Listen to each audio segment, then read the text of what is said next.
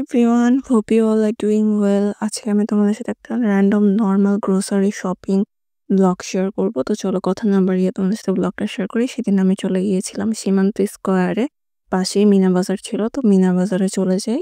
দেন হচ্ছে মিনা বাজার কিন্তু অথেন্টিক প্রোডাক্ট সেল করার জন্য একদমই খুবই ফেমাস একটা জায়গা। আর ওরা কিন্তু এখন 15% ভ্যাট উঠিয়ে দিয়েছে। ওদের এইখানে প্রায় তোমরা সকল ধরনের প্রোডাক্ট পেয়ে যাবে। আমি এখানে একটু কিছু মশলা দেখতেছিলাম, আমার একটু ইস্টের দরকার ছিল, দ্যাটস আমি ফার্স্ট ইস্ট নিয়ে নিই। দেন আমি এখানে ফেস ওয়াশ এখানে চলে আসি, যেখান থেকে আমি লিলি ব্র্যান্ডের একটা ফেস ওয়াশ নিয়েছিলাম। আর এখানে কিন্তু ওদের শ্যাম্পুগুলো আছে, যেখানে তোমরা বাংলাদেশি প্লাস হচ্ছে থাইল্যান্ড থেকে নিয়ে আসা সবগুলো পেয়ে যাবে। যেমন এগুলো হচ্ছে থাইল্যান্ড থেকে আনা, ওদের কাছে জিজ্ঞেস করলে ওরা তোমাকে বলে দিবে।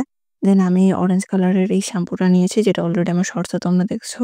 দেন এখানে আমি হচ্ছে বিভিন্ন কেকের যে ফ্লেভারগুলো ইউজ করি সেটা দেখতেছিলাম। অ্যান্ড এটা হচ্ছে আমার সব থেকে ফেভারিট কর্নার, চকলেটের সেকশন, যেখানে আমি চকলেট দেখতেছিলাম। আমি একটা চকলেট নিয়েছিও এখান থেকে। তো এইবার হচ্ছে আমাকে বিল করে দিচ্ছিল এই ভাইয়াটা। তো আমার শপিং শেষ। তোমরা কিন্তু চাইলে অথেন্টিক প্রোডাক্ট কিনতে পারো। আর এইখানের এই কর্নারটা আমার খুবই পছন্দ, সীমান্ত স্কোয়ারে।